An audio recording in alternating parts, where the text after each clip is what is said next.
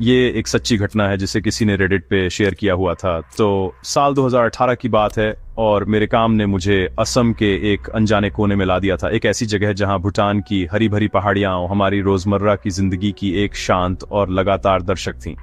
मैं एक छोटी दूर दराज की फैसिलिटी में तैनात था, जहां बिजली एक मेहमान से ज्यादा कुछ नहीं थी, बिन बुलाए आती थी और बिना अलविदा कहे चली जाती थी। ये अनप्रेडिक्टेबल पावर सप्लाई मेरे लिए एक बड़ी मुश्किल थी, एक नौजवान के लिए जिसका सबसे बड़ा सुकून वीडियो गेम की डिजिटल दुनिया में मिलता था। आप जानते हैं, मेरे कंप्यूटर स्क्रीन की टिमटिमाती रोशनी मेरी एस्केप थी, हलचल भरे शहरों और शानदार एडवेंचर्स का एक पोर्टल जो मेरे आसपास की शांत, लगभग प्रिमिटिव दुनिया के बिल्कुल ऑन पॉजिट था। यह डिजिटल सैंक्चुरी लंबी, अकेली शामों में मेरा इकलौता सहारा थी। अपनी जिंदगी को थोड़ा और आसान बनाने के लिए मैंने पास के शहर में एक छोटा सा कमरा किराए पर लिया, एक हलचल भरी जगह जो करीब 35 किलोमीटर दूर थी। इस अरेंजमेंट का मतलब था रोज का कम्यूट, एक सफर जो अपने आप में एक रिचुअल बन गया था। हर सुबह जब सूरज जमीन को गर्म करना शुरू ही करता था, मैं अपनी बाइक स्टार्ट करता था। ये राइड दो दुनियाओं के बीच मेरा पुल थी, मेरे किराए के कमरे का मॉडर्न, भले ही थोड़ा बहुत आराम, और मेरे वर्कप्लेस की आइसोलेटेड, लगभग टाइमलेस रियलिटी। ये सफर लंबा था, लेकिन इसमें सादगी भरी खूबसूरती के पल भी मिलते थे। चाय के बागानों में लिपटी सुबह की धुंध और स्कूल जाते बच्चों की खुशी भरी वेविंग। मेरा रोज का रास्ता एक घने फैले हुए बांस के जंगल से होकर गुजरता था। सड़क तार की एक पतली रिबन थी जो अक्सर टूटी और ऊबड़ खाबड़ होती थी और हरे रंग के ऊंचे ऊंचे खंभों के बीच से होकर गुजरती थी। ये बांस के जंगल खूबसूरत थे, लेकिन उनमें एक गहरी, पुरानी खामोशी थी जो कभी कभी बेचैन करने वाली लगती थी। लंबे लंबे डंठल इतने करीब उगते थे कि वे एक नेचुरल टनल बनाते थे, और जैसे ही मैं उसमें से गुजरता था, सूरज की रोशनी बदलती, नाचती हुई पैटर्न में छनकर आती थी। ये एक और दुनिया में एंटर करने जैसा था, एक ऐसी जगह जहां समय धीमा हो गया था और बाहर की दुनिया की आवाजें फीकी पड़ गई थीं, जिसकी जगह पत्तों की सरसराहट और हवा में बांस के चरमराहट ने ले ली थी। शामें कम्यूट का सबसे मुश्किल हिस्सा थी। जैसे जैसे दिन की रोशनी कम होती थी, जंगल बदल जाता था। जाना पहचाना हरा रंग एक गहरा, ज्यादा रहस्यमय शेड ले लेता था और परछाइयां अजीब शेप में खिंचती और मुड़ती हुई लगती थीं। मेरी बाइक की सिंगल हेडलाइट बढ़ती हुई अंधेरे में एक अकेली बीम काटती थी जो सड़क के आगे के सिर्फ एक छोटे से हिस्से को रोशन करती थी। दिन की खामोशी की जगह रात की आवाजें ले लेती थी। झींगुरों की चिरपिंग, एक उल्लू की दूर से आती हूंट, और कभी कभी ऐसी आवाजें जिन्हें मैं पहचान नहीं पाता था। इन्हीं अकेली राइड्स में शहर वापस जाते हुए, जब अंधेरा चारों तरफ से दबाव डाल रहा होता था, तब अक्सर मुझ पर बेचैनी का एक एहसास छा जाता था। एक एहसास कि मैं उस सुनसान सड़क पर पूरी तरह से अकेला नहीं था। यह मंगलवार 29 जुलाई का दिन था, एक ऐसी तारीख जिसे मैं कभी नहीं भूलूंगा। पूरे दिन मॉनसून की बारिश तेज हुई थी, जिससे हवा गीली मिट्टी और नम पत्तों की महक से भर गई थी। मैंने शहर वापस जाने की अपनी यात्रा सामान्य से देर से शुरू की। आसमान पहले से ही गहरा बैंगनी रंग का हो गया था और पहाड़ियों से घना कोहरा आना शुरू हो रहा था जो सड़क पर लिपट रहा था और मेरी विजिबिलिटी को कुछ ही फीट तक कम कर रहा था। मेरी हेडलाइट घनी धुंध के सामने कमजोर लग रही थी, उसकी पीली चमक ग्रे सराउंडिंग्स में समा गई थी।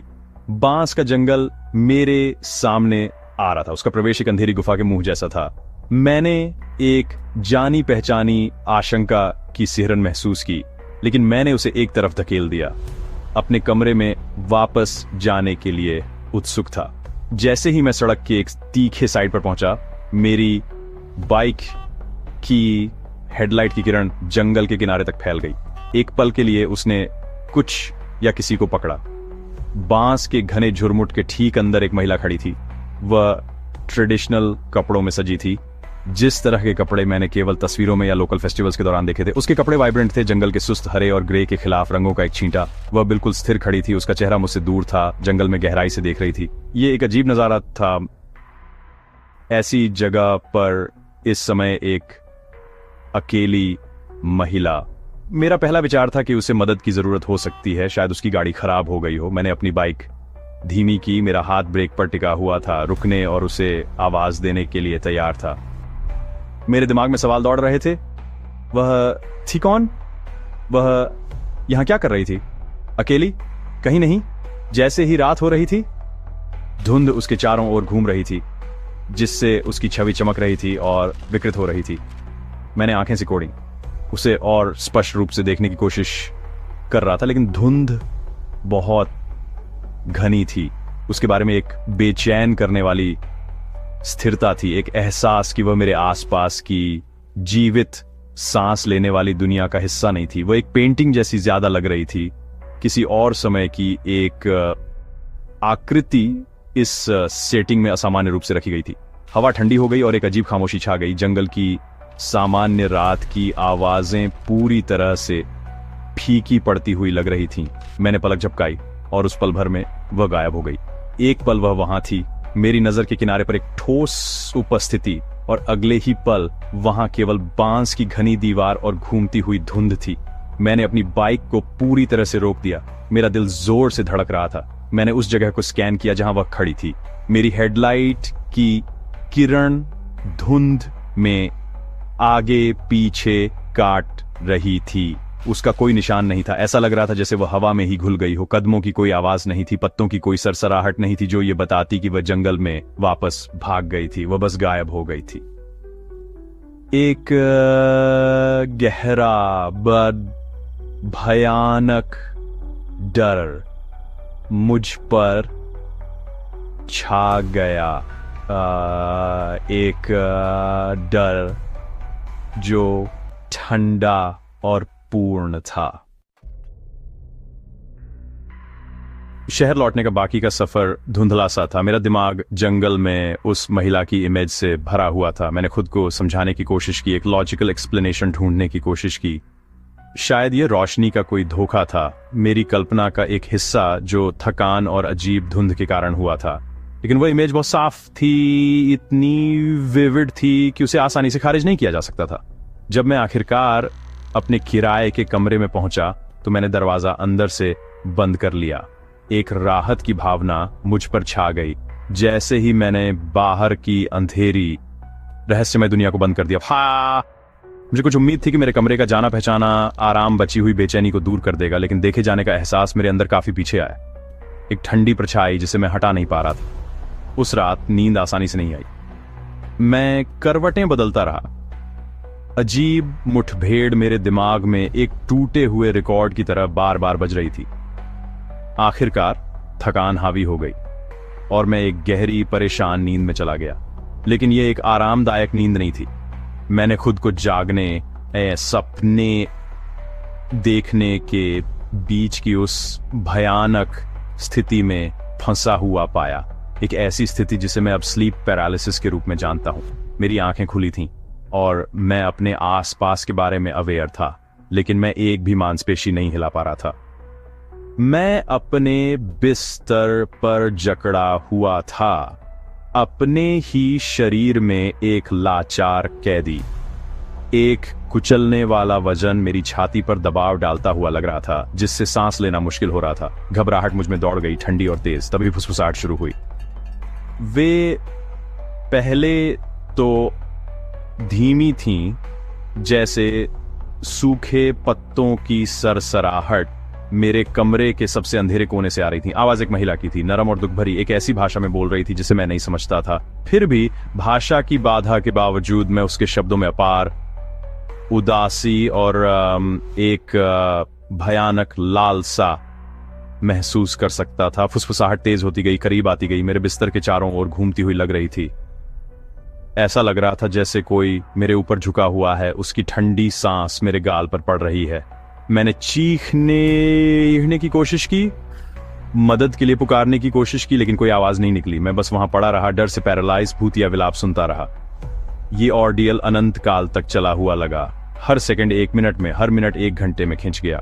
निराकार आवाज अपनी दुखद मोनोलॉग जारी रखती रही, छोटे कमरे को गहरे दुख और आतंक के माहौल से भरती रही। मैंने अपनी आंखें कसकर बंद कर लीं, इसके खत्म होने की प्रार्थना कर रहा था, हिलने की क्षमता के लिए, इस जागते हुए दुःस्वप्न से आजाद होने के लिए। जैसे ही मुझे लगा कि मैं इसे और बर्दाश्त नहीं कर सकता, मेरी छाती पर दबाव हट गया और फुसफुसाहट खामोशी में फीकी पड़ गई। मैंने हांफते हुए सांस ली, मेरा शरीर ठंडे पसीने से भीगा हुआ था। मैं वहां पड़ा रहा कांपते हुए जब तक कि सुबह की पहली रोशनी मेरे कमरे की खिड़की से अंदर नहीं आई, परछाइयों और उस भयानक उपस्थिति को भगा दिया जिसने मेरी रात को सताया था। अगले दिन मैं पूरी तरह से थक चुका था। पिछली रात के भयानक अनुभव ने मुझे हिला दिया था और थका दिया था। बांस के जंगल से होकर वापस आने का विचार मुझे डर से भर देता था। मैं बस ये एहसास नहीं हटा पा रहा था कि जिस महिला को मैंने देखा था और जो फुसफुसाहट मैंने सुनी थी, वे किसी तरह जुड़ी हुई थीं। इसीलिए मैंने अपने मकान मालिक मिस्टर दास से बात करने का फैसला किया। एक बुजुर्ग व्यक्ति जो अपनी पूरी जिंदगी यहीं रहे थे। वह एक दयालु सज्जन व्यक्ति थे जिनके पास स्थानीय ज्ञान का खजाना था। मैंने उन्हें अपनी बालकनी पर बैठे हुए अपनी सुबह की चाय पीते हुए पाया और मैंने हिचकिचाते हुए पिछली शाम की घटनाओं को बताया। ईमानदारी से कहूं तो जब मैंने जोर से शब्द बोले तो थोड़ा मूर्खतापूर्ण महसूस किया।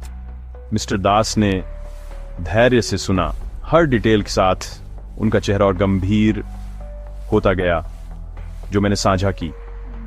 वह हंसे नहीं और न ही मेरी कहानी को सिर्फ एक बुरा सपना कहकर खारिज किया। जब मैं खत्म कर चुका तो वह बहुत देर तक चुप रहे। उनकी नजर दूर की पहाड़ियों पर टिकी हुई थी। आखिरकार उन्होंने फिर मेरी रिचवेइंग तरफ देखा और उनकी आंखें काफी दया और चिंता के मिश्रण से भरी हुई थीं। उन्होंने मुझे बताया कि जिस जंगल से मैं रोज गुजरता था वह अच्छी जगह नहीं थी। लोकल लोग अंधेरा होने के बाद उससे बचते थे। फिर उन्होंने मुझे एक कहानी सुनाना शुरू किया, उसी जंगल के अंदर छिपे एक छोटे से गांव की एक दुखद कहानी। एक ऐसा गांव जो कई साल पहले एक भयानक बीमारी से लगभग खत्म हो गया था। उन्होंने उस गांव की एक युवा महिला की बात की जिसकी शादी पास के शहर के एक व्यक्ति से होने वाली थी। वह सुंदरता और दयालु दिल के लिए जानी जाती थी और वह गहरे प्यार में थी। अपनी शादी से कुछ हफ्ते पहले ही बीमारी उसके गांव में फैल गई, उसके परिवार और उसके कई दोस्तों को ले गई। अपने दुख और निराशा में, नुकसान को सहन करने में असमर्थ और अपने प्रियजनों के बिना जीवन के विचार को सहन करने में असमर्थ, उसने अपनी जान ले ली थी। वह उन खूबसूरत ट्रेडिशनल कपड़ों में जिन्हें पहनकर उसकी शादी होनी थी, घने बांस के जंगल में चली गई थी और फिर कभी नहीं देखी गई। उसकी कहानी एक स्थानीय किंवदंती बन गई, एक दुखद भूतिया कहानी जिसे बुजुर्ग फुसफुसाते थे। ग्रामीण मानते हैं कि उसकी आत्मा दुख और अधूरी लालसा से भरी हुई अभी भी जंगल में भटकती है। वे कहते हैं कि वह अकेले यात्रियों, खासकर केआई युवा पुरुषों को दिखाई देती है।